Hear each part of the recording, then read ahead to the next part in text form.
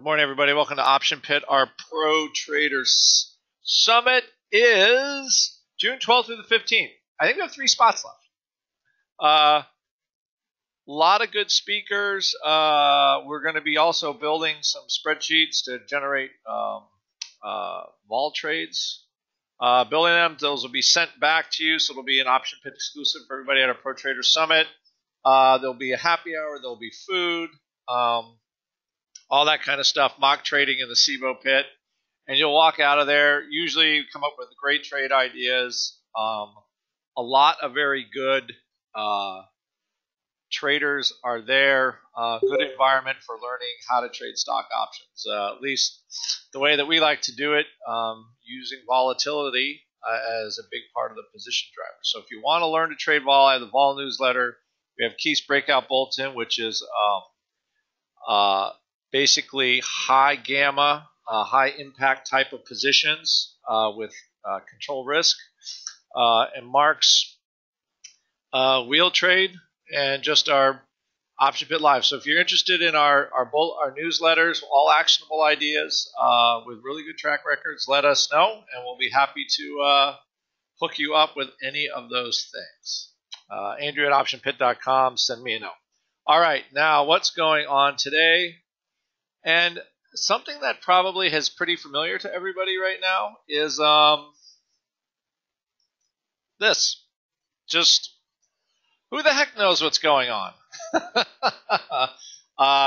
You have VIX. You have that April future for next week.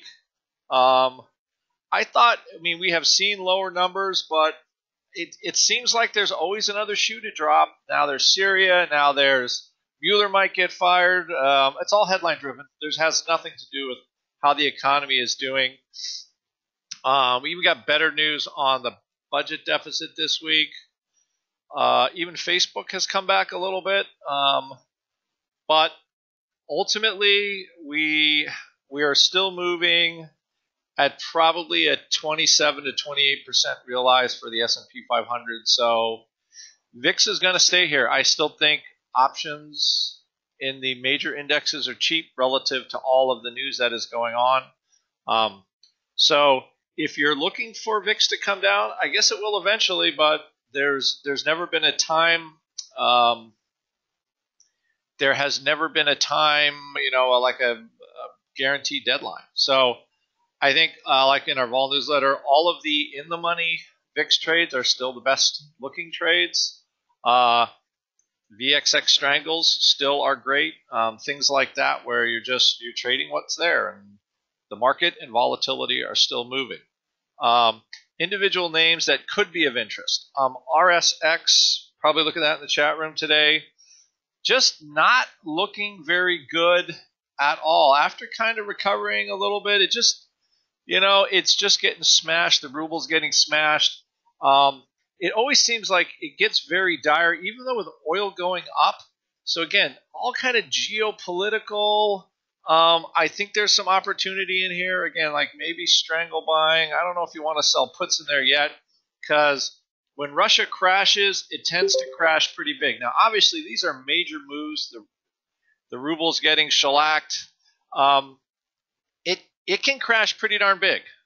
So just be mindful of that. More movement to come. Maybe, who knows, they have a summit and everybody's happy again. But oil prices are getting better, so this is all political. Generally, the political stuff goes away after a while, so probably an opportunity at RSX and a bounce in some way. Mark will look at that today. As far as of all products, like I said, in-the-money options and VIX and VXX strangles, probably the best-looking trades. Also, realized vol pair trades with the SPX, I think, are great. All trades that have been producing money over the last couple weeks, so might as well keep going there. Last thing is, Facebook. I think,